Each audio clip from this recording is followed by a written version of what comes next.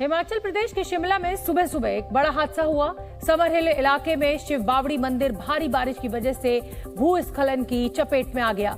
हादसे में 9 लोगों की जान गई, जबकि कई लोग भूस्खलन की चपेट में आए शिव मंदिर के मलबे में दब गए। सावन का सोमवार होने की वजह से मंदिर में भीड़ थी। सुबह सुबह कई परिवार दर्शन के लिए पहुंचे थे।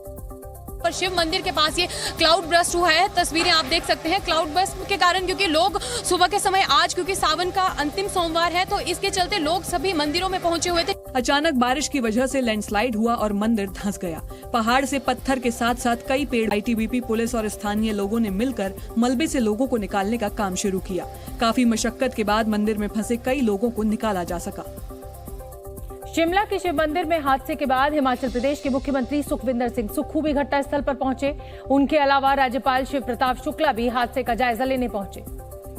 दोनों नेताओं ने समर हिल इलाके में शिव मंदिर में हुए हादसे की जानकारी अधिकारियों से ली और तेजी से राहत बचाव का काम करने का निर्देश दिया।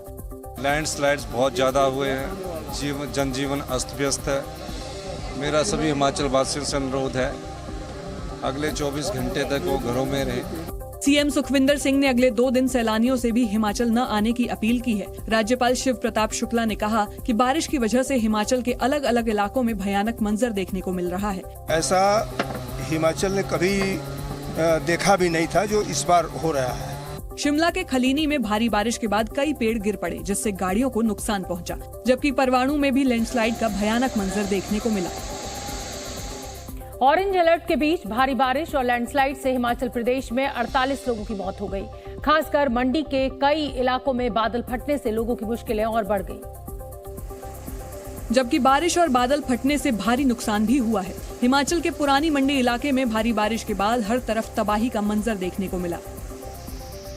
बारिश के बाद रिहायशी कॉलोनी में नदी बहती दिखी। सैलाब और मलबे में कई गाड़ियां भी दब गईं। मंडी के बागी नाले इलाके में बादल फटने के बाद पराशर को जोड़ने वाला बागी नाले का पुल भी बह गया। मंडी के मसेरन गांव में भी बादल फटने से अफरा तफरी मच गई।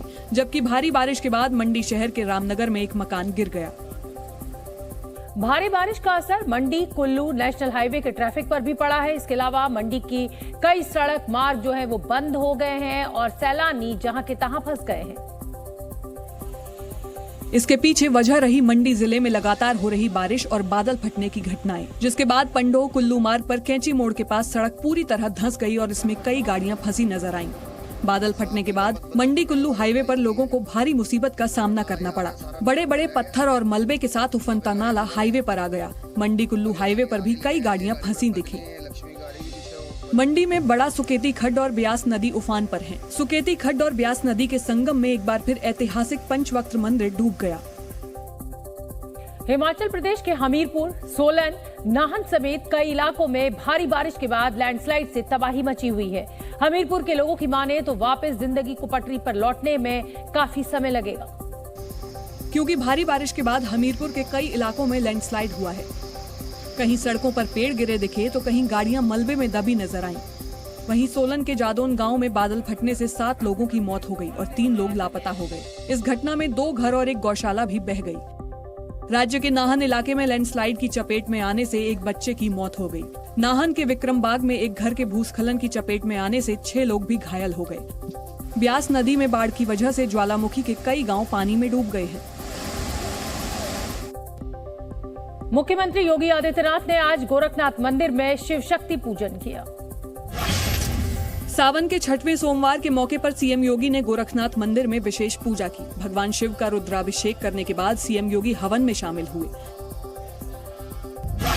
बनारस के काशी विश्वनाथ मंदिर में श्रद्धालुओं के पहुंचने का नया रिकॉर्ड बनने जा रहा है। मंदिर प्रशासन के मुताबिक आज मंदिर में आए शिव भक्तों की संख्या 1 करोड़ के पार पहुंच सकती है। जानकारी के मुताबिक सावन महीने की शुरुआत से हर दिन 6 लाख से ज्यादा शिव भक्त बाबा के दर्शन कर रहे हैं।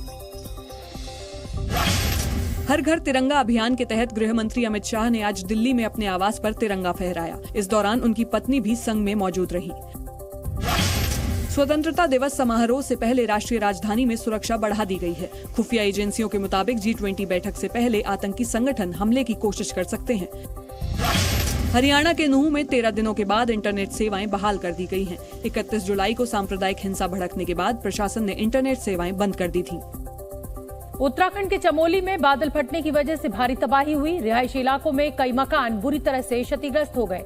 वहीं सड़कों पर हर तरफ तबाही का मंजर नजर आया, जिससे वहां बसे लोगों की मुश्किलें और बढ़ गईं। बादल फटने से आया मलबा वहां कई फीट तक सड़कों पर भर गया, जिसमें कई गाड़ियां फंसी नजर आईं। पीपलकोटी नगर पंचायत पीपलकोटी इलाके में रात के समय आई इस आफत ने लोगों को संभलने का मौका तक नहीं दिया। लोग किसी तरह अपनी जान बचाकर वहां से भाग निकले। इस दौरान पूरे इलाके में तबाही ही तबाही दिखाई दी। सड़कों पर खड़ी गाड़ियां पूरी तरह से मलबे में दब गईं, जबकि मकानों की पहली मंजिल में भी मलबा भर गया।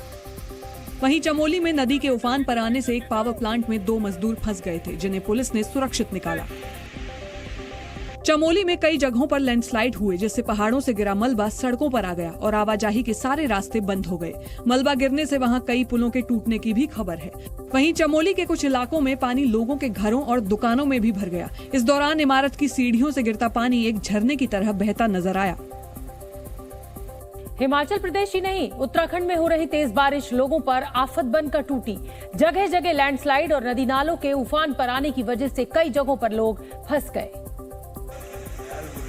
जिन्हें निकालना प्रशासन के लिए चुनौती बन गया। देहरादून के आमबाग इलाके में फंसे 20 से ज्यादा लोगों को एसडीआरएफ की टीम ने रेस्क्यू किया। इसके लिए दोनों किनारों पर रस्सी को बांधा गया और फिर एक एक करके वहां फंसे लोगों को निकाल लिया गया। इस दौरान एक बुजुर्ग महिला को पीठ पर उठाकर वहां पानी के तेज बहाव के बीच से सुरक्षित निकाला गया।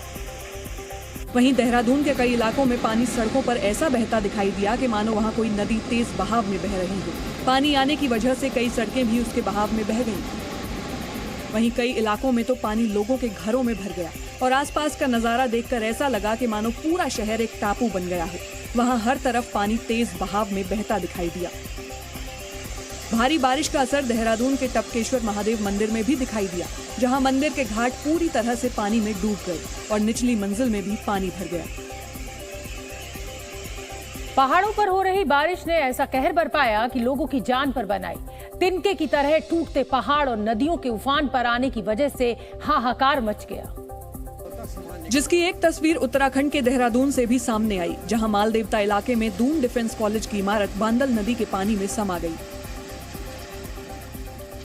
सामने आए तबाही के इस वीडियो में दिखा कि उफान पर आई नदी का पानी इतना ज्यादा बढ़ गया था कि उसने अपने किनारों को तोड़ दिया और फिर वो इमारत तक पहुंच गया, जिससे इमारत के आसपास के नीचे की जमीन में जबरदस्त कटाव हुआ और फिर इमारत का एक हिस्सा पानी में समा गया। इमारत के गिरते ही वहां कुछ देर के लिए धूल का गुबार छा गया।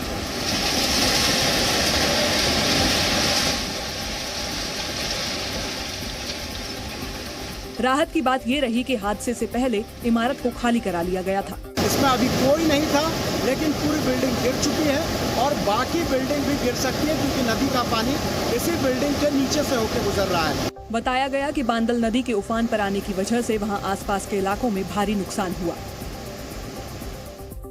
उत्तरकाशी में आसमान से ऐसी आफत बरसी कि उसने अपने साथ तबाही का सैलाब लेकर आई।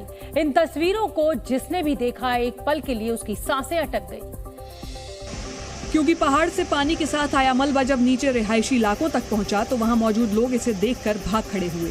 ऊंचाई से ये मलबा इतनी तेज रफ्तार में आया कि उसने अपने रास्ते में आने वाली हर चीज को पूरी तरह से तबाह कर दिया।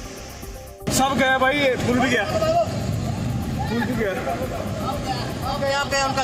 पहाड़ से पानी के साथ मलबा इतनी तेज रफ्तार में गिरा कि अपने साथ बड़ी बड़ी चट्टानों और पेड़ों को बहाता ले गया, जिसकी वजह से रास्तों का नामो निशान मिट गया और हर तरफ सैलाब से तबाही नजर आई। वहीं उत्तराखंड के श्रीनगर में अलकनंदा नदी के उफान पर आने से हाहाकार मच गया। नदी के किनारे मौजूद कई मकान पूरी तरह से पानी में डूब गए। वहीं नदी का पानी पुलों की ऊंचाई तक पहुंच गया। इस दौरान पुल के नीचे से बहती नदी पूरे उफान में दिखी, जिसके पानी ने किनारे के कई इलाकों को पूरी तरह से डुबो दिया। Zee News।